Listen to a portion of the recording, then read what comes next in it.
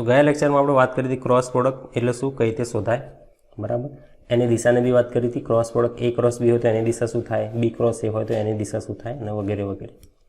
અહીં શરૂઆતમાં થોડું બતાવી દઈશું કે ડોટ ગુણાકાર અને ક્રોસ ગુણાકારનો કમ્પેરિઝન આપણે એને સરખી રીતે સમજવું હોય કમ્પેરિઝનના સ્વરૂપમાં, તફાવતના સ્વરૂપમાં, તો કઈ રીતે કરાય। અહીંથી આપણે ઘણું બધું રિઝલ્ટ બી અહીંથી જાણવા મળી જશે, બરાબર। ફરીથી આપણે વાત કરી લઈએ બધાની, થોડો તફાવતથી સમજશો એટલે બધું વધારે આઈડિયા ક્લિયર થશે।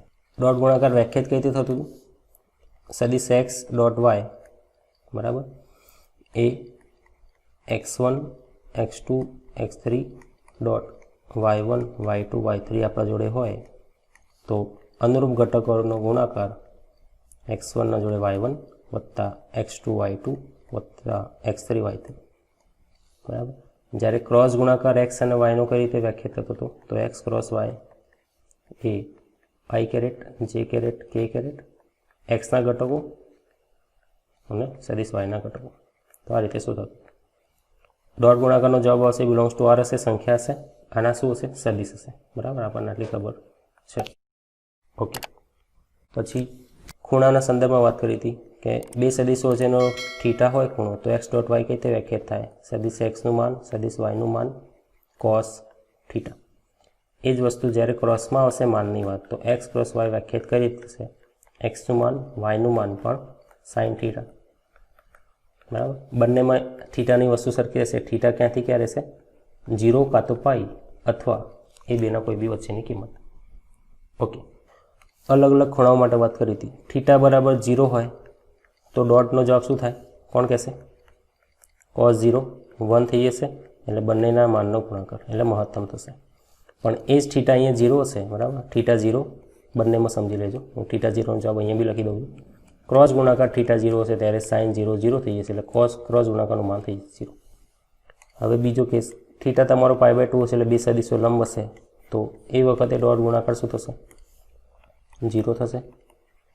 પણ એ જ ખૂણો થીટા π/2 હશે એ વખતે ક્રોસ ગુણાકાર તમારો મહત્તમ થઈ જશે, કેમ કે સાઇન 90 સાઇન π/2 શું થઈ જશે 1 એટલે બંનેનો ગુણાકાર, ઓકે। ત્રીજો, બંને સદિશો સમદિશ નહીં પણ વિરુદ્ધ દિશાના હોય એટલે થીટા પાઈ હોય તો એ વખતે ડોટ ગુણાકાર ફરીથી cos 0 શું થઈ જશે, -1 એટલે મળશે તો કિંમત ખરી પણ ઋણ કિંમત મળશે।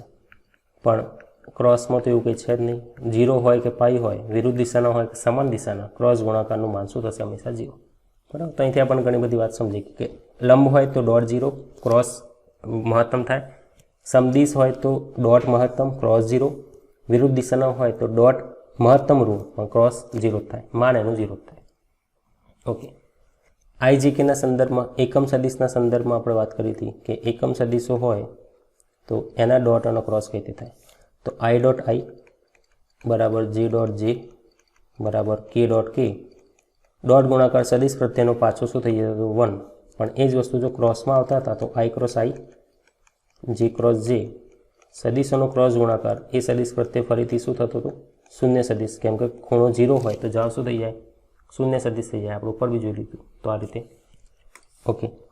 અલગ અલગ સદિશ હોય તો I dot J J dot K, આ ડોટ છે ટકું, અને K ડોટ I અલગ અલગ હોય તો ખૂણો તમારો અહીંયા 90 થઈ ગયો π/2, એ વખતે તમારો ડોટ 0 થશે, પણ અલગ અલગ સદિશો હોય તો I ક્રોસ J K થઈ જશે, બરાબર। ઉદાહરણ લઈ લઈએ, J ક્રોસ I K તો થશે પણ કેવું થશે, -K વિરુદ્ધ દિશામાં, J ક્રોસ K I તો થશે પણ કેવી દિશામાં, સમાન દિશામાં। આપણે દિશાના રીતે ફોલો કરતા હતા, I J K, જો તમે આ દિશામાં ફરતા હોય તો ધન, બરાબર, આ દિશા તમારે ધન રાખવાની, એટલે I થી K ગયા તો પહેલું જોઈ લો, I થી J ગયા, I થી J જવાબ થશે K, I થી J ગયા એટલે તમારી દિશા ધન થશે એટલે +K, પણ J થી I ઊંધા ગયા તો માઇનસ, આ રીતે આપણે વાત કરી હતી, ઓકે। પછી કોઈ બી સદિશ હોય, મેં સદિશને x રાખ્યો તો x જ નામ આપીએ, સદિશ x નો ડોટ ગુણાકાર સદિશ સાથે પાછો શું થશે, એના માનનો વર્ગ થઈ જશે, પણ એ જ વસ્તુ સદિશ x નો ક્રોસ ગુણાકાર સદિશ x જોડે પાછો થશે તો બરબાદ થઈ જશે, 0 થઈ જશે। તો આ સમજવાનું અહીંયા હતું બધા, બરાબર, આ ઇમ્પોર્ટન્ટ છે આ સૂત્ર, ઓકે। આના સિવાય યસ વ્યાખ્યાયિત તો કરી દીધું, ફરીથી એમને એની સમજૂતી અહીં ફરીથી બતાવી દઉં ડોટ ગુણાકાર એ શું બતાવે છે? તો ડોટ ગુણાકાર બે સદીશો, સદીશ એ અને સદીશ બી હોય, બે વચ્ચેનો ખૂણો થીટા હોય, તો આ એનો કયો ઘટક થશે? બી કોસ થીટા ઘટક થશે. તો ડોટ ગુણાકાર એ શું બતાવે છે? એ ડોટ બી એ સદીશ એનું માન ગુણ્યા બરાબર સદીશ બીનો એની દિશામાં ઘટક, બરાબર. કેમ કે કોસ થીટા છે. એ જ વસ્તુ પણ કોસમાં અલગ થઈ જશે. સદીશ એ આ દિશામાં છે, સદીશ બી આ દિશામાં, પણ એ વખતે તમે કયો ઘટક લેશો? સામેનો ઘટક, એટલે બી સાઇન થીટા. કેમ કે ક્રોસ ગુણાકારનું માન કઈ રીતે વ્યાખ્યાયિત કર્યું તમે? એ બી ગુણ્યા સાઇન થીટા. તો સદીશ એનું માન ગુણ્યા સદીશ બીનો, ઓકે, સદીશ બીનો સદીશ એને લંબ ઘટક એ બેનો ગુણાકાર. એટલે તમને ક્રોસ ગુણાકાર શેનું માન આપે છે? બે સદીશો કઈ રીતે લંબ છે એનું. ડોટ ગુણાકાર તમને એ સમજાવે છે કે બે સદીશો એક દિશામાં કઈ રીતે જશે એનું માન આપે છે, બરાબર. તો આ સૌથી વધારે અગત્યતા આની હતી. એટલા માટે જ સદીશના બે ગુણાકાર છે, ડોટ અને ક્રોસ. એક સરખી દિશામાં, એક લંબ દિશામાં. એટલે આપણને એક જ સદીશનું બે રીતે મૂલ્ય ખબર પડશે. સમાન દિશામાં બંને સદીશ હોય તો કઈ રીતે વાર્તાલાપ કરશે, એટલે બિહેવ કરશે, અને લંબ હશે તો રીતે કઈ રીતે રિએક્શન આપશે, અસર કરશે, બરાબર. ઉદાહરણો આપણને ખબર છે, ઉદાહરણ બી લઈ લઈએ. ઉદાહરણ મતલબ ઉપયોગો. ડોટ ગુણાકારનો ઉપયોગ ક્યાં ક્યાં થાય તમે ભણેલા છો? બળ વડે થતું કાર્ય, એટલે કાર્ય શોધવા માટે. W બરાબર સદીશ એફ ડોટ સદીશ ડી, બરાબર. પછી તમે ફ્લક્સ શોધ્યા હતા, વિદ્યુત ફ્લક્સ શોધો છો ને, વિદ્યુત ફ્લક્સ, દરેક જાતનું ફ્લક્સ આ રીતે શોધાય. અને આપણે ફાઈ કહો છો તમે વિદ્યુત ક્ષેત્ર અને આ બેનો ડોટ ગુણાકાર, એટલે ઈ એ કોસ થીટા લખો છો તમે. ત્યાં બી તમે એવું સાબિત કરો છો કે વિદ્યુત ક્ષેત્ર તમારા એરિયાને લંબ હશે, તો એ રીતે તમે બધું કરતા હતા, ઓકે. અહીંયા ઉપયોગીની વાત કરીએ તો ટોર્ક એટલે ટાઉ બરાબર આર ક્રોસ એફ, બળની ચાક માત્રા બી કહી શકાય એને. પછી રોટેશનલ મોશન, ચાક ગતિનું જે વેગ હોય એટલે કોણીય વેગ, બરાબર. કોણીય વેગ ઓમેગા બરાબર તમે કઈ રીતે લખાતા? વી બરાબર આર ઓમેગા. તો ઓમેગા બી આ રીતે શોધાતું હતું, આર ઓમેગા પરથી, જે રેખીય વેગ અને ચાક ગતિ વચ્ચેનું સૂત્ર આર ઓમેગા હતું. તો કોણીય વેગ બી શોધવાનો ઉપયોગ થાય. ટોર્ક પછી ક્રોસ ગુણાકારનો ઉપયોગ જે આપણે આગળ થશે ભૂમિતિમાં, હજી આપણે ઉપયોગો લેવાના બાકી છે. ભૂમિતિમાં ત્રિકોણનું ક્ષેત્રફળ, બરાબર, એ આપણે શોધીશું. અને સમાંતર બાજુ ચતુષ્કોણનું ક્ષેત્રફળ, બરાબર. આ ઘણો બધો આ રીતે ઉપયોગ થશે. તો આ થઈ ગઈ જનરલ અને કમ્પેરેટિવ વાત. તો આ જે આ બન્યું આ વધારે અગત્યનું હતું આથી. તો બંનેનો સાર થઈ ગયો, ડોટ ગુણાકાર અને ક્રોસ ગુણાકાર શું છે અને એનો સાર. હવે જો ઉદાહરણ 23 સમજો. એના પહેલાં હું તમને થોડી થિયરી સમજાવી દઉં. હવે સમજો, ક્રોસ ગુણાકારમાં નવું શીખવાનું ઘણું છે. અને આ વસ્તુ ક્રોસ ગુણાકારમાં સમજ પડી ગઈ તો એ જ વસ્તુ આગળ 3Dમાં બહુ કામમાં આવશે. ખરેખર સમજવાનું કઈ રીતે. આપણે એક વસ્તુ તો ખબર પડી ગઈ કે સદીશ એ આ બાજુ હોય, સદીશ બી કોઈ આ દિશામાં હોય, તો સદીશ એ ક્રોસ બી હશે એ કેવો હશે? બંનેને લંબ હશે, બરાબર. એક આઈ કેરેટ સાઈડ જતું હોય, ધારો કે બીજું જે કેરેટ સાઈડ જતું હોય, તો એ ક્રોસ બી કાં તો કેમ જ હશે, કાં તો નીચે બી ક્રોસ હશે તો માઇનસ કેમ જ હશે, પણ બંને કેવા હશે? એકબીજાને લંબ હશે, બરાબર. તો આનો અર્થ એવો થયો કે સદીશ એ લંબ થશે એ ક્રોસ બીને, અને આનો અર્થ એવું બી થયો કે તમારો સદીશ બી એ બી લંબ થશે એ ક્રોસ બીને, બરાબર, અથવા બી ક્રોસ એને, બંનેને લંબ થશે બંને સદીશ. સમજાય ગઈ વાત? તો આપણને એવી ખબર પડી કે તમારે જો બે સદીશો હોય એકબીજા થીટા કોણે હોય, તો જે બંને સદીશોનો જે ક્રોસ હશે એ ક્રોસ બી, એ સદીશ એને બી લંબ હશે અને સદીશ બીને બી લંબ હશે, બરાબર. તો આનો અર્થ એવો થયો કે જો તમને એવું કહી દે કે આપેલા, સમજો, આપેલા બે સદીશો ને લંબ સદીશ શોધો, તો તમને એવું કોઈ બી દાખલામાં એ રીતે પૂછવામાં આવે કાં તો એવી જરૂરત પડી કે તમારે જો બે સદીશો અવેલેબલ હોય, તમારે બંનેને લંબ ત્રીજો સદીશ શોધવો હોય, તો શું કરવાનું? કંઈ નહીં કરવાનું, બંનેનો ક્રોસ ગુણાકાર કરી દેવાનો. એટલે આ તમને સદીશ લંબ સદીશ મળી ગયો, ક્રોસ ગુણાકાર એ ક્રોસ બી અથવા બી ક્રોસ એ, બરાબર. બંને લંબ જ થાય, એક ઉપર મળશે તો એક નીચે મળશે. અને એવું કહે કે લંબ એકમ સદીશ શોધો, બરાબર. લંબ સદીશ કે કાં તો એકમ સદીશ કે. એકમ સદીશ એટલે શું કરવાનું? સદીશ તો ખબર જ છે એ ક્રોસ બી, એના માન વડે ભાગી દેવાનું, એટલે વાર્તા પૂરી. સમજાઈ ગઈ વાત? તો આપેલા બે સદિશોને લંબ સદિશ કહે તો લંબ સદિશ શું થાય? a ક્રોસ b અને લંબ એકમ સદિશ શું થાય? એ સદિશને એના માન વડે ભાગી દેવાનું. સમજી ગયા? તો તમને આપેલા બે સદિશો છે એનાથી લંબ બે સદિશો મળશે. એક a ક્રોસ b ઉપરની દિશામાં, b ક્રોસ છે નીચેની દિશામાં. તો અહીંથી એક પોઈન્ટ ઇમ્પોર્ટન્ટ એ બી થઈ ગયો. તો આપેલા સદિશોને એટલે આપેલા બે સદિશોને લંબ બે સદિશો મળશે. સમજાઈ ગઈ વાત? એક ઉપર જતો હશે અને એક નીચે જતો હશે. બરાબર છે? સમજાય છે વાત? એક જ બિંદુમાંથી પસાર થતા હોય તો અહીંથી એક થિયરી આપણે બતાવી દઈએ કે આપણે બે સદિશો આપેલા હોય ને ત્રીજો શોધવો હોય ને તો બંનેનો ક્રોસ ગુણાકાર કરી દેવાનો. બહુ લાંબુ વિચારવાનું નહીં. અને આ બધાની જરૂર પડશે આપણે ત્રિપરિમાણ ભૂમિતિ જે ભણશો 3D આના પછીનું ચેપ્ટર એમાં બી હું તમને યાદ કરાવીશ. અચ્છા હું તો ત્યાં ભણ્યા હતા તો એ જ કરવાનું, નવું તો કોઈ હતું નહીં. પણ એ વખતે લાઇટ થવી જોઈએ. લાઇટ ક્યારે થશે? જ્યારે અત્યારે થોડું રિવિઝન કર્યું હશે. ઓકે, જો સદિશ એ આપણને એ બધી ખબર નહીં પડતી. 1 1 1. સદિશ બી 1 2 3. ઓકે, એવું કહે છે કે તો સદિશ a પ્લસ બી અને a માઇનસ બી બંનેને લંબ એકમ સદિશ શોધો. આવી ગયો આપણો શબ્દ. બે સદિશો આપેલા છે, બંનેને લંબ ત્રીજો સદિશ શોધવાનો. શું કરવાનું? બંનેનો ક્રોસ કરી દેવાનો. ઓકે, તો લખીએ. ધારો કે આપણે એના નામ આપી દઈએ. એ લોકો a પ્લસ બી કીધું છે ને, હું કહી દઉં એને x. તો ધારો કે x છે a પ્લસ બી, બરાબર, અને y ને હું કહી દઉં a માઇનસ બી. પહેલાં બંને સદિશો શોધી નાખીએ. a પ્લસ બી ડાયરેક્ટ લખી દઈએ ને. જો 1 પ્લસ 1 2, 1 પ્લસ 2 3 અને 1 પ્લસ 3 4. a માઇનસ બી એકમાંથી એક જાય 0, 1 માઇનસ 2 અને 1 માઇનસ 3. તો x અને y બંનેને લંબ એકમ સદિશ શોધો. તો મારી જોડે બે સદિશો છે x અને y, બંનેને લંબ એકમ સદિશ શોધવો છે. તો x અને y જોજો બંનેને લંબ એકમ સદિશ. સમજો હું કઈ રીતે સૂત્ર બનાવું. મેં ઉપર બતાવી દીધું. જો કે બંનેને લંબ કીધું છે તો બંનેનો ક્રોસ ગુણાકાર થાય એટલે બંનેને લંબ સદિશ શું થાય? x cross y.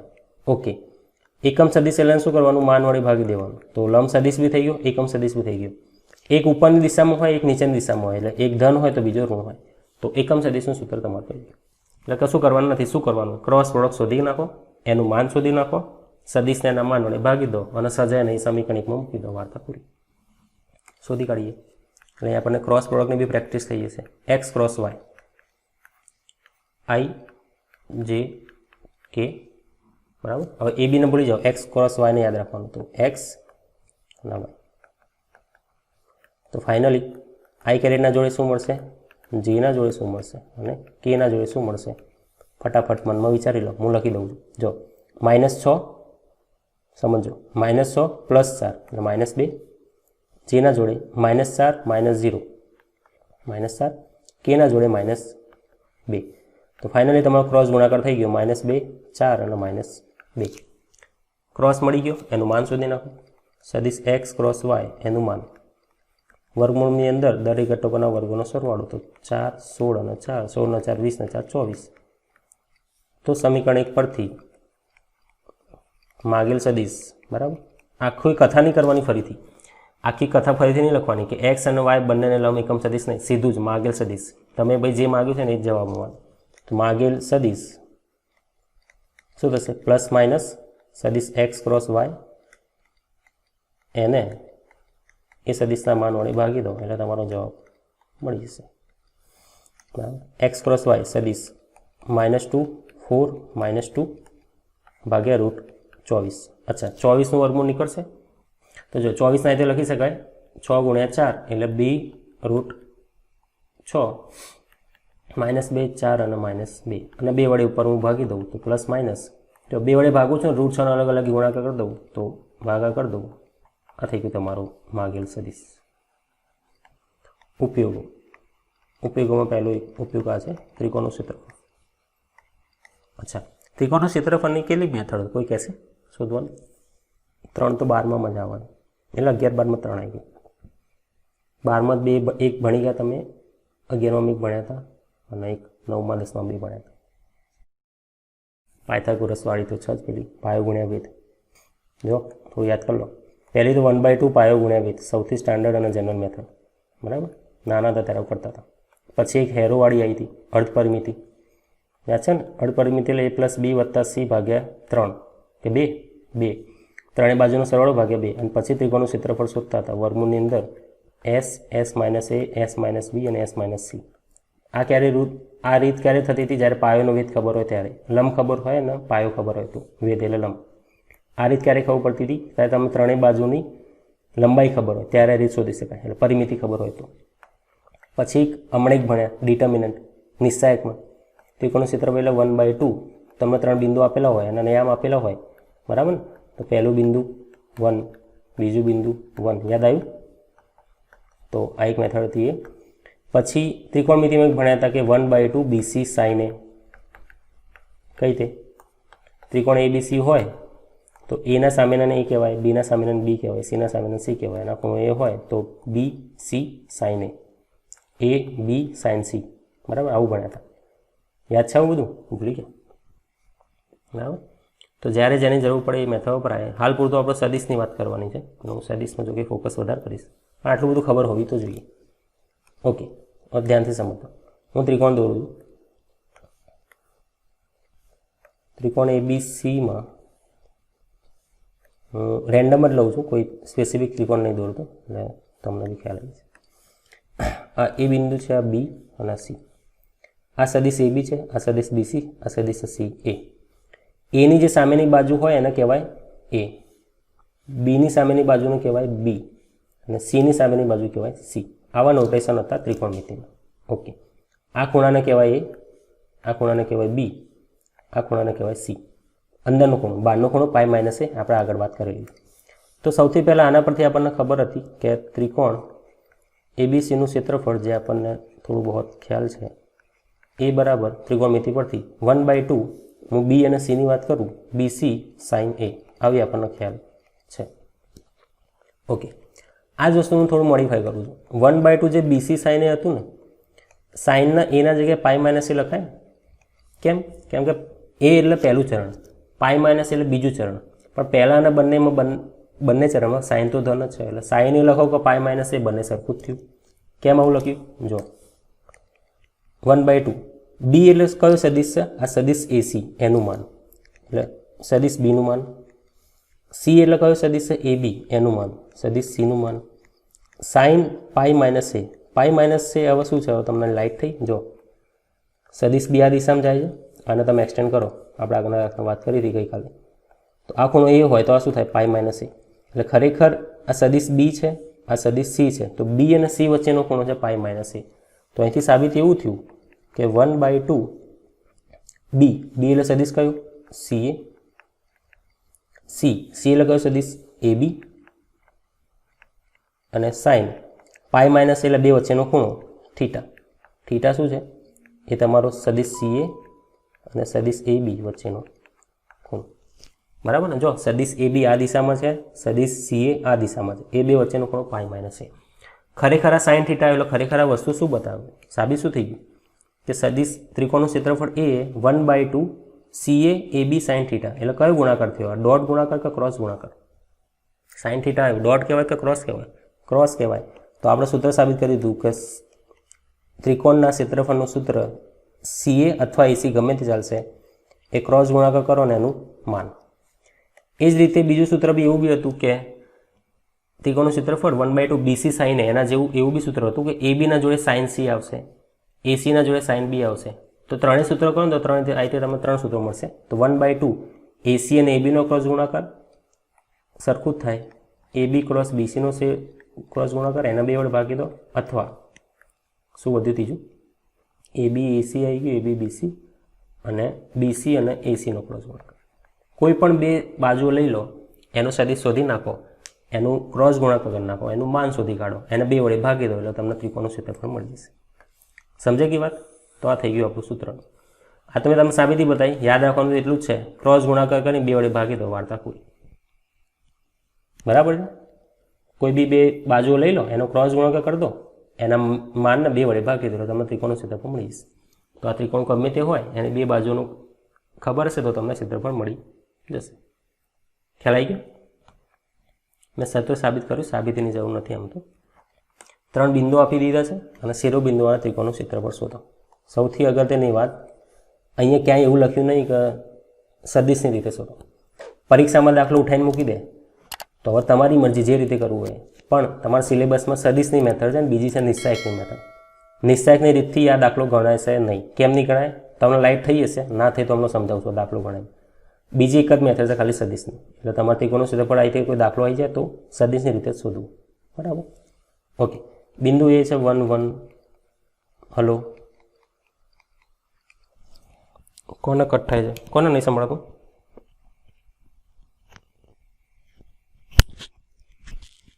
હલો, બધાને આવે છે અવાજ? બધાને એવું થતું કે શું કટ કોનો થતું?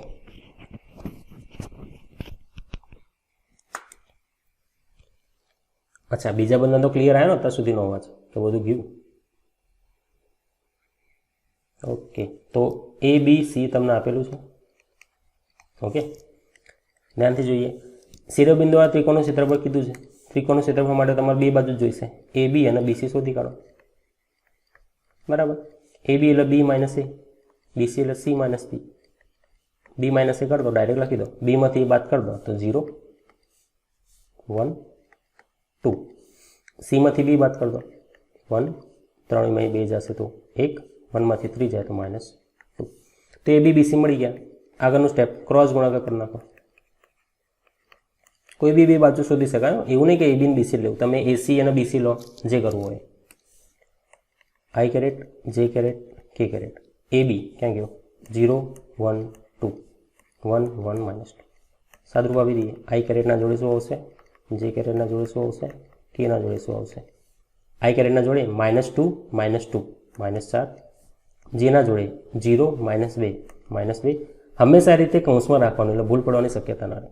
કેના જોડે 0 -1 એટલે -1. ફાઇનલી તમારો ક્રોસ ગુણાકાર થઈ ગયો. આટલું તમારે એના માનથી મતલબ છે ત્રિકોણના ક્ષેત્રફળ માટે. તો ત્રિકોણ એબીસીનું ક્ષેત્રફળ હું ડાયરેક્ટ માન જોડે શોધી કાઢું. એ બરાબર 1/2 અને એ બી ક્રોસ બીસીનું માન. તો 1/2 વર્ગમૂળની અંદર 16 4 અને 1. 16 ને 4 20, 20 ને 21, √21/2. આ થઈ ગયું તમારું ત્રિકોણનું ક્ષેત્રફળ. સમજાઈ ગઈ વાત? હલો, બરાબર ને? બસ પતી ગયું. આવું જ હતું, બીજું કોઈ નવા જૂની નથી. ગમે તે તમે લઈ શકો. એ બી બીસી બી શોધી શકો, બીસી એસી બી શોધી શકો, અને એ બી અને એસી બી તમે લઈ શકો. દર વખતે જવાબ તો આ જ આવશે. ક્લિયર? હોજો. ત્રિકોણના ક્ષેત્રફળમાં આમાં તો કંઈ હતું નહીં, પણ થોડું બોક્સ કરાવવું જોઈએ, તમે ધ્યાન રાખજો. આ કોના માટે છે? કે જ્યારે સદિશની રીતે શોધવું હોય, બરાબર? સદિશની રીતે શોધવું હોય, પરંતુ 2Dમાં એટલે દ્વિપરિમાણમાં, જે તમે ત્યાં નિશ્ચાયકમાં કરતા હતા. નિશ્ચાયકમાં કેવા બિંદુઓ હતા? એ 2 2, ત્રીજું નહોતું, બરાબર? એટલે 2Dમાં છે. તો જ્યારે તમારું 2Dમાં છે, મતલબ દ્વિપરિમાણમાં સદિશ હશે, તો તમારો આ રીતે જવાબ નહીં મળે. કેમ કે દ્વિપરિમાણ હશે તો ક્રોસ થશે જ નહીં. ત્રીજું આ બે ઘટકો હોય તે લાવશો. સમજ્યા કે નહીં? તો દ્વિપરિમાણ હશે તો આ સૂત્ર થશે જ નહીં, અને આ બધું કશું જ કામમાં નહીં આવે, બધું બરબાદ થઈ જશે. તો શું કરવાનું? શાંતિ સમજો. હું ક્રોસ પ્રોડક્ટને એ જે સૂત્ર છે એને કઈ રીતે મોડિફાઈ કરું છું. આપણને એક વસ્તુ ખબર છે કે x.y એ શું થઈ જાય? cos θ. અને બીજી આવી ખબર પડે આપણને કે બંનેનો ક્રોસ ગુણાકાર એનું માન શું થઈ જાય? sin θ. ઓકે, ખરેખર મારે તો ક્રોસ ગુણાકારનું જ કામ છે, કેમ કે ક્ષેત્રફળમાં તો શું આવશે? ક્રોસ આવશે. તો હું શું કરું છું? આ બે વચ્ચેનો કોઈ સંબંધ બનાવવાનો પ્રયાસ કરું છું. જો આ સમીકરણ 1 છે, આ સમીકરણ 2 છે. હવે cos θ અને sin θ વચ્ચેનો મને સંબંધ ખબર છે કે sin² θ વત્તા cos² θ શું થઈ જાય? 1. જોજો, sin² θ એટલે sin² θ એટલે આ બે વસ્તુ નીચે જતી રહેશે. તો x ક્રોસ yનું માન એનો વર્ગ ભાગ્યા બંનેના માનનો વર્ગ, એટલે x ક્રોસ y એનો વર્ગ ભાગ્યા બંનેના માનનો વર્ગ. બરાબર? ઓકે, cos² θ એના કરતાં બનાવી દો તો x.y એનો વર્ગ. એ તો કિંમત જ છો. અહીંયા જો આ માન છે એટલે મેં ઊભા લીટા કર્યા. x.y તો કિંમત જ છે એટલે કૌંસ કરો ચાલે. બરાબર. એવું નહીં સમજવાનું કે સાહેબને નહીં આવડતું, ભૂલ થઈ ગઈ. બરાબર.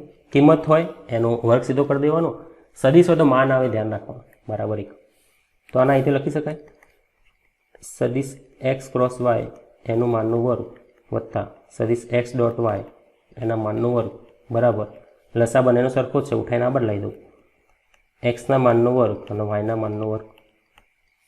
સમજાય ગઈ એ વાત? આના લાંગ્રાન્જેનો પ્રમેય કહેવાય. બરાબર. ચોપડીમાં નહીં હોય કેમ કે સીબીએસઈની બુકમાં નહીં આ વસ્તુ. લાંગ્રાન્જેનો પ્રમેય કહેવાય.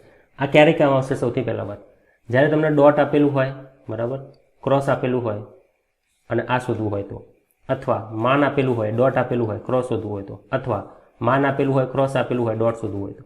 એટલે ડોટમાંથી ક્રોસમાં ટ્રાન્સફર કરવું હોય તો આ સૂત્ર ઉપયોગ થશે. સમજાય ગઈ વાત? ઓકે. હવે આપણું કામ તો શું હતું? ક્રોસ શોધવાનું. તો જો અહીંથી ક્રોસનું હું પેલામાં કન્વર્ટ કરું. એક્સ ક્રોસ વાયના માનના અહીંથી લખી શકાય. બરાબર. આ એક્સનો વર્ગ વાયનો વર્ગ માઇનસ પેલું ડોટ એક્સ ડોટ વાય એનો વર્ગ અને પછી છેલ્લે થઈ જશે શું? વર્ગમૂળ. બરાબર છે. તો મને અહીંથી પેલું સૂત્ર મળી ગયું. મારું સવાલનો જવાબ એ આવી ગયો કે જે ત્રિકોણનું ક્ષેત્રફળ, ક્યાં ગયેલા પેન, કેમ લખાતું નહીં થઈ ગયું. ઘણીવાર આપણી વસ્તુ આપણને સાથ ના આપે એવું થાય નહીં. ઓકે. આપણે તો કામ હતું ત્રિકોણના ક્ષેત્રફળનું, જે થાય 1/2 AB ક્રોસ AC કાં તો BC. તો તમારે શું કરવાનું? હવે 2Dમાં છે તો તમને ક્રોસ તો નહીં મળે, પણ ક્રોસમાંથી આવું તમને ફેરવતા તો આવડશે ને. શું કરતો? પહેલો સદીશનો માનનો વર્ગ, બીજા સદીશના માનનો વર્ગ અને બે સદીશોના માનનો ગુણાકાર. તમે 3Dમાં ક્રોસ ના કરી શકો પણ ડોટ તો કરી શકો ને, એટલે ડોટ કરી દેવાનું અને પછી છેલ્લે આ સૂત્ર વાપરવાનું. સમજાય ગઈ વાત? બરાબર. આ સૂત્ર વાપરવાનું જ્યારે 2Dમાં હોય તો.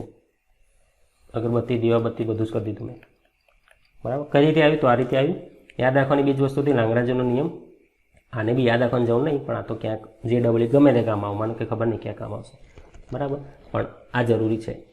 હા, આ બી કદાચ સિલેબસમાં તો નહીં, સીબીએસઈના સિલેબસમાં તો છે જ નહીં આ બધી વસ્તુ, પણ ઠીક છે, તમે શીખેલો શીખવા જ આવ્યા છો. બરાબર. તો અહીંથી આપણે બધા પ્રશ્નોનો જવાબ મળી જશે. તો ત્રિકોણની વાત થઈ ગઈ. આગળ જઈએ ચતુષ્કોણના ક્ષેત્રફળની વાત કરીએ. સમાંતર બાજુ ચતુષ્કોણનું ક્ષેત્રફળ. જો સમાંતર બાજુ ચતુષ્કોણ એટલે આવું કંઈક થાય. બરાબર. લંબચોરસનો થોડો દોઢો કરી દીધો. ઓકે. એના બિંદુની વાત કરીએ. ધારો કે ABCD. અચ્છા, સમાંતર બાજુ ચતુષ્કોણ હોય તો આપણને એક નિયમ ખબર છે કે એના જે વિકર્ણો હોય, આ જે બે વિકર્ણો મેં દોર્યા, સમજી લેજો અહીંયા બીમાં જાય છે, એનું જે આ બિંદુ એમ છે મધ્યબિંદુ, વિકર્ણોનું મધ્યબિંદુ સરખું હોય અને જે મધ્યબિંદુ હોય એ દરેક વિકર્ણના બે ભાગ કરશે. બરાબર. અને આ જે ત્રિકોણ બને, તમે અહીં એવું લખી શકાય કે સમાંતર બાજુ ચતુષ્કોણ ABCDનું ક્ષેત્રફળ એટલે 2 વખત ત્રિકોણ ABCનું ક્ષેત્રફળ. બરાબર. તમે એનું અડધું શોધી કાઢો, એને ડબલ કરી દો તો મળી જાય આખું ક્ષેત્રફળ. બરાબર. હું ત્રિકોણ ABCનું ક્ષેત્રફળ શોધી કાઢું, એને હું ડબલ કરી દઉં, કેમ કે આ બંને બાજુ સરખી છે. જો સમાંતર બાજુ ચતુષ્કોણ હશે ને તો આ બાજુ સરખી હશે સામેની અને આ બે સરખી હશે. તો આટલું ક્ષેત્રફળ શોધી કાઢું, એને હું ડબલ કરી દઉં તો મારું સમાંતર બાજુ ચતુષ્કોણનું ક્ષેત્રફળ મળી જશે. તો ખરેખર કરવાનું શું છે? ત્રિકોણનું ક્ષેત્રફળના 2 વડે ગુણવાનું છે. અને ત્રિકોણનું ક્ષેત્રફળ શું છે આપણને ખબર છે, 1/2 કોનો ક્રોસ, કોઈ પણ બે બાજુનો ક્રોસ કરી લો, AB ક્રોસ BC. તો છેલ્લે પરવારી ગયું બધું. શું વધ્યું? સમાંતર બાજુ ચતુષ્કોણનું ક્ષેત્રફળનું સૂત્ર 2 2 કેન્સલ, કંઈ નહીં, ક્રોસ ગુણાકાર, પણ ભાગ્યા 2 નહીં કરવાનું. સમજાઈ ગઈ વાત? ત્રિકોણ હોય તો ભાગ્યા 2 કરી દેવાનું, સમાંતર ચતુષ્કોણ હોય તો કરવાનું તો એ નહીં જ, પણ ભાગ્યા 2 નહીં કરવાનું. તો આ સૂત્ર થશે સૂત્ર નંબર 1. બરાબર. અહીં તમને AB અને BC એટલે પાસ પાસેની બાજુ ખબર હોય ત્યારનું સૂત્ર. પાસ પાસેની બાજુ બરાબર ખબર હોય, ગુજરાતી સાદું જ લખું છું, જ્ઞાત હોય આમ તો એવું થાય, પણ ખબર હોય ત્યારે. તો સૂત્ર નંબર 1 સમાંતર બાજુ ચતુષ્કોણનું મેથડ નંબર 1, એને કહી શકાય કે રીત નંબર 1. જ્યારે તમને પાસ પાસેની બાજુ ખબર હોય તો આ રીતે કરી દેવાનું. બે પાસ પાસેની બાજુ છે AB અથવા BC, BC અથવા CD અથવા AD ગુણ્યા ACD, બંનેનો ક્રોસ ગુણાકાર કરી દો અને એનું સીધું માન શોધી કાઢો. ત્રિકોણ કહે તો ભાગ્યા 2 આવશે, સમાંતર બાજુ શું ભાગ્યા 2 નહીં આવે, કેમ કે ડબલ થઈ ગયું. સમજી ગયા? ઓકે. રીત 2 વિકર્ણની રીત. વિકર્ણો આપેલા હોય તો, વિકર્ણો આપેલા હોય ત્યારે વિકર્ણો એટલે કયા વિકર્ણો થશે? AC અને BD. તો જ્યારે વિકર્ણો આપેલા હોય તો એનું સૂત્રની સાબિતી નહીં કરાવતો હાલ, બાકી સાબિતી થઈ જાય જેમ પહેલાંની મેં કરી. હાલ પૂરતું સમજી લો, જ્યારે વિકર્ણો આપેલા હોય તો એનું સૂત્ર શું થઈ જાય? 1/2 બંને વિકર્ણોનો ક્રોસ ગુણાકાર. સમજી ગયા વાત? તો જ્યારે વિકર્ણો આપેલા હશે ત્યારે શું કરવાનું? 1/2 ફરીથી આવશે. તો તમારું જનરલ આઈડિયા એવું થઈ ગયું. જો તમારે નોટ પોઈન્ટ બનાવવું હોય કાં તો થોડું યાદ રાખવું હોય, ત્રિકોણ કે તો શું કરવાનું? 1/2 AB ક્રોસ AC અથવા BC. સમગ્ર બાજુ ચતુષ્કોણ કે તો બે મેથડ. મેથડ નંબર 1 જે ઉપર જ જશે. કઈ ઉપર જશે? વિકર્ણોવાળી મેથડ. વિકર્ણો હશે અને સમાંતર બાજુ ચતુષ્કોણ હશે તો 1/2 હશે. પણ સમાંતર બાજુ ચતુષ્કોણમાં બાજુઓ હશે તો 1/2 નહીં આવે. એટલે 1/2 બંને બાજુઓનો ક્રોસ. એક કામ કરો, હું જનરલ બનાવી દઉં. ABBC છોડ દો, એક્સ અને વાય એવું સમજો. તો જો ત્રિકોણ હશે ને તમને બાજુઓ ખબર હોય તો બાજુઓનો ક્રોસ ગુણાકાર એનું માન ભાગ્યા 2. સમાંતર બાજુ ચતુષ્કોણ હોય અને વિકર્ણો ખબર હોય તો એના જ 1/2 ગુણાકાર. પણ સમાંતર બાજુ ચતુષ્કોણ હોય અને બાજુ હોય તો ડબલ થશે. જો લોચા મારે ને, બરાબર? તો આટલો ફરક છે. એટલે સમાંતર બાજુ ચતુષ્કોણમાં બાજુ હોય તો ડબલ થઈ જાય, બાકી બધામાં વિકર્ણ હોય તો અડધું, ત્રિકોણ હોય તો અડધું. બંનેનો ક્રોસ ગુણાકાર એનું માન ભાગ્યા 2. બાજુ હોય તો ભાગ્યા 2 નહીં કરવાનું. પતી ગયું, બરાબર? હવે ગમે તે કે આપણને બધું આવડી ગયું. ક્રોસ પ્રોડક્ટના બી બધા દાખલા આટલાથી થઈ જશે. આટલું જે ખબર છે એનાથી. ઓકે, આ દાખલામાં એવું કીધું છે આપણને કે પાસેની બાજુઓના સદીશો A અને B આવું હોય તેવા સમબાજુ સમાંતર બાજુ ચતુષ્કોણ હોય અને પાસેની બાજુ હોય તો સદીશ A લખી દઈએ 3, 1, 4. સદીશ B લખી દઈએ 1, -1 અને 1. પાસેની બાજુ હોય તો સમાંતર બાજુ ચતુષ્કોણનું ક્ષેત્રફળ શું થાય? બંને બાજુના ક્રોસ અને એનું માન. ખ્યાલી ગયા ને? તો ક્રોસ કરી નાખો પહેલાં. તો A ક્રોસ B શું થશે? IJK 3, 1, 4, 1 -1 અને 1. I કેરેટના જોડે શું આવશે? Jના જોડે શું આવશે? અને Kના જોડે શું આવશે? Jના જોડે 3 -4 -1. Kના જોડે -3 -1 -4. તો તમારો ક્રોસ ગુણાકાર થઈ ગયો 5, 1 -4. પતી ગયું. સબાજુ છે એટલે એનું ક્ષેત્રફળ A ડાયરેક્ટ એનું માન થઈ જશે. એટલે વર્ગમૂળની અંદર 25 + 1 + 16 શું થશે? 25 ને 16 41 ને 1 42. ક્યાંય 32. બરાબર? કેલ્ક્યુલેટર વાપરવાનું, ભૂલ નહીં કરવાની. આ થઈ ગયું. જવાબ. આગળ જઈએ. સ્વાધ્યાય 10.4 આવી ગયેલો. 10.4માં પહેલો દાખલો છે. સદીશ A અને B આપેલા છે. A ક્રોસ B નું માન શોધો. તો આવું બધું ના કરાવાય ને, શરમાય. બરાબર? બીજો, સદીશ AB આપેલા છે. સદીશ A + B અને A - બંનેને લંબ એકમ સદીશ શોધો. તો હમણાં મેં દાખલો ગણાવ્યો ઉપર. ઉદાહરણ કયું હતું? બે સદીશો આપ્યા હોય, બંને લંબ એકમ સદીશ શોધવું હોય. આવી દો ઉદાહરણ 23 જેવું. એના જ દાખલો આપ્યો કશું વાર. બરાબર ને? બે સદીશો હોય, બંને સદીશને લંબ તમારે ત્રીજો સદીશ શોધવું હોય તો શું થાય? આને કહી દેવાનું x, આને કહી દેવાનું y, જેવું મેં ઉપર કર્યું હતું. બંનેનો ક્રોસ ગુણાકાર એકમ સદીશ કીધું છે એટલે માન વડે ભાગી દેવાનું. બરાબર? અને પ્લસ - એક ઉપર હશે તો બીજો નીચે હશે. ખ્યાલ આવી ગયો? ઉદાહરણ 23 છે એના જેવું છે. રેફરન્સમાં તમે લઈ લેજો, જે આપણે ગણાવી દીધું છે.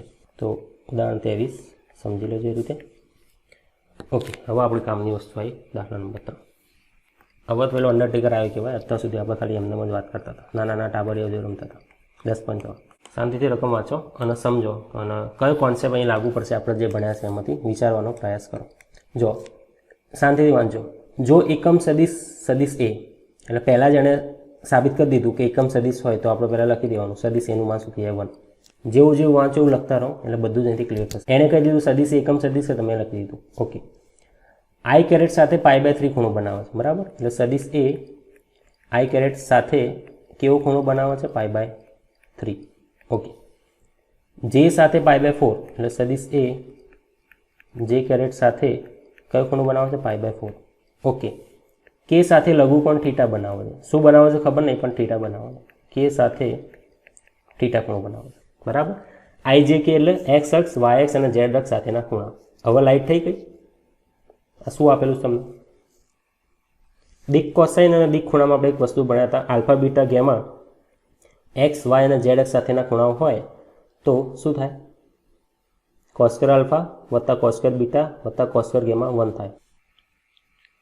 આયરન સાબિત તો કરી જો હાઇલાઇટ કરીને જો ઝગમગાવી છે અગરબત્તી કરી આટલી બધી. તો જે તમારું કોસ આલ્ફા આલ્ફા એટલે શું એક્સ એક્સ સાથેનો ખૂણો, બીટા એટલે કોસ વાય એક્સ સાથેનો ખૂણો, ગેમા એટલે ઝેડ એક્સ સાથેનો ખૂણો. તો એકમ સદિશના ઘટકોનો cos alpha cos beta cos gamma દિક કોસાઇન કહેવાય. અને આપણે સાબિત કર્યું હતું છેલ્લે મેં તમને કીધું હતું આ બોક્સ એને યાદ રાખીશું ને આપણે ઉપયોગ કરીશું. આવી ગયા ત્યાં બરાબર. ત્યાં મેં ઉદાહરણ બી ગણાવ્યું હતું. લો આટલો બધો દવાન છું એ વખતે મેં ઉદાહરણ બી ગણાવ્યું હતું કે એક ખૂણો આપી દીધા આલ્ફા બીટા તો ત્રીજો કઈ રીતે શોધવાનો. તો આ દાખલો ગણવાનો છે આપણે અત્યારે ફરીથી બરાબર ને. સૂત્ર યાદ આવી ગયું. આલ્ફા એટલે એક્સ એક્સ સાથેનો, બીટા એટલે વાય એક્સ સાથેનો અને ગેમા એટલે ઝેડ એક્સ સાથેનો ખૂણો. તો ત્યાં તો વાત થઈ ગઈ હતી તો તમને થોડો આઈડિયા હોવો જોઈએ. ઓકે તો આપણને આલ્ફા આપી દીધું, બીટા આપી છે અને ગેમા આપ્યું છે. એટલે તમારો આલ્ફા છે, બીટા છે અને તમારો ગેમા છે ઝેડ એક્સ સાથેનો ખૂણો. સ્ટેપ બાય સ્ટેપ વાત કરીએ. આપણને ખબર છે કોસ સ્ક્વેર આલ્ફા વત્તા કોસ સ્ક્વેર બીટા વત્તા કોસ સ્ક્વેર ગેમા શું થાય 1 લગાવી દો. કોસ સ્ક્વેર આલ્ફા છે π/3 બરાબર, બીટા છે π/4 અને ગેમા છે થીટા બરાબર 1. આની કિંમત લખાવો ચલો બરાબર. કોસ 60 એટલે અડધું π/4 1/√2. કોસ સ્ક્વેર થીટાનું કરતા બનાવી દઉં તો 1 માઇનસ 1/2 નો સ્ક્વેર એટલે 1/4 માઇનસ 1/√2 નો સ્ક્વેર એટલે 1/2. એકમાંથી અડધું જાય તો અડધું, એમાંથી ચોથા ભાગનું જાય તો ચોથા ભાગનું વધશે બરાબર. સરવાળા બાદ બાકી થોડું કરી લેવાનું તમારી રીતે. તો કોસ સ્ક્વેર થીટા મને મળી ગયા શું 1/4. કોસ સ્ક્વેર થીટા 1/4 હોય તો કોસ થીટા શું થાય પ્લસ માઇનસ 1/2 બરાબર ને. વર્ગમૂળ નીકળશે એટલે પ્લસ માઇનસ આવશે. પેલું માન કરતા હતા એટલે માનમાં પ્લસ માઇનસ ના આવે. આ તો ખૂણો છે અને વિધેયની કિંમત છે તો ખૂણો અને વિધેયની કિંમત તો પ્લસ માઇનસ હોઈ શકે. ઓકે કોસ થીટા 1/2 હોય તો શું થાય અને 1 હોય તો શું થાય જોઈ લઈએ. 1/2 ઓર -1/2. અહીંથી તો ત્રિકોણમિતિ પ્રતિવિધિનું તમારું રિવિઝન થઈ જશે. થીટા 1/2 હોય તો 60 એટલે π/3 ઓર થીટા અહીં થશે cos inverse -1/2. Cos inverse minus x શું થાય pi minus cos inverse x એટલે જવાબ થશે પાઈ માઇનસ π/3 અને છેલ્લે તમારો જવાબ થઈ જશે 2π/3. એટલે ઝેડ એક્સ સાથે કાં તો એ π/3 ખૂણો બનાવશે કાં તો એ 2π/3 ખૂણો બનાવશે. આ તમારો જવાબ થઈ ગયો. સમજવું આ વસ્તુ શું કહેવા માંગે તો કંઈક આવું કહેવા માંગે. કોઈ પણ સદિશ હોય ધારો કે આ આપણું એક્સ છે અને આ ઝેડ એક્સ હોય તો આ ઋણ ઝેડ એક્સ આ બાજુ હોય બરાબર. તો કાં તો એ π/3 એટલે કાં તો π/3 ખૂણો બનાવશે કાં તો આ બાજુવાળો પાઈ માઇનસ π/3 2π/3 ખૂણો બનાવશે બરાબર. એટલે આપણને બે જવાબો મળે બરાબર. તો એનો ખરેખર અર્થ આવો થાય. આ બતાવવાનું નથી, આ ખાલી વધારાની માહિતી થઈ. ઓકે તો ખૂણા તો શોધી કાઢ્યા. હવે બીજું શું કીધું છે લોકોએ તો થીટા શોધ્યું, આપણું કામ કરી નાખીએ. તે પરથી સદિશ એના ઘટકો શોધો. આપણને સદિશ એ તો આપ્યો જ નથી, આપણે સદિશ એ તો શોધવાનો બાકી જ છે બરાબર ને. સદિશ એના ઘટકો શોધવા હોય તો મને તો ખબર નથી તો નામ આપી દેશે ને A1 A2 ને A3 અને સદિશ એનું માન 1 છે એવું એ લોકોએ કીધું છે.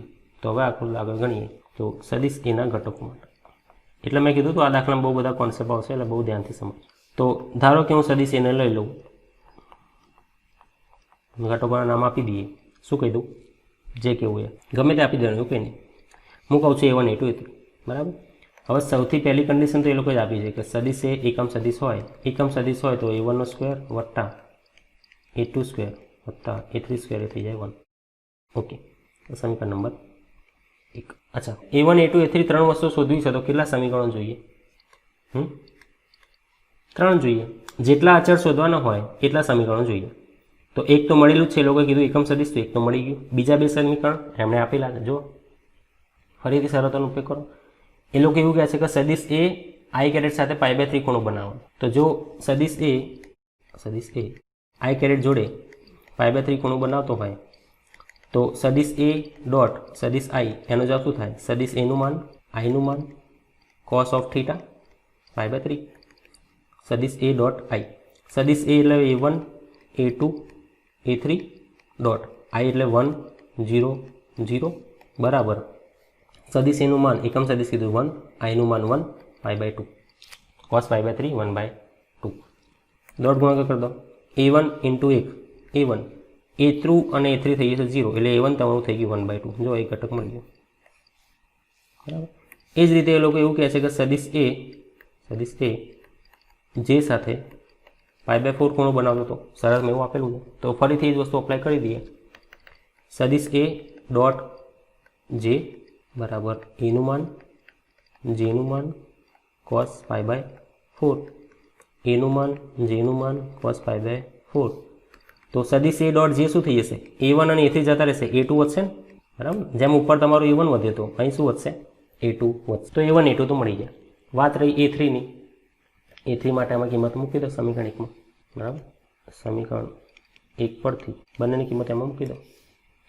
A1 સ્ક્વેર એટલે 1/2 square, A2 square 1/√2 whole square વત્તા A3નો સ્ક્વેર બરાબર 1. A3નો સ્ક્વેર જ્યાં શું થશે 1 માઇનસ પહેલાં 1/4 પહેલાં 1/2 શું થશે ફરીથી 1/4. આમ તો A3 તમે શોધી કાઢી તો ઉપર, પરંતુ હું ફરીથી બતાવું. A3 થશે પ્લસ માઇનસ 1/2. તો સદિશ એના ઘટકો થઈ ગયા શું, જે મેં બોક્સ કરાય. અને છેલ્લે લખવું હોય સદિશ એ, તો સદિશ એ ઇઝ નથિંગ બટ x ઘટક હતો 1/2, y ઘટક હતો 1/√2 અને z ઘટક હતો પ્લસ માઇનસ 1/2. સમજાઈ ગઈ વાત? હલો.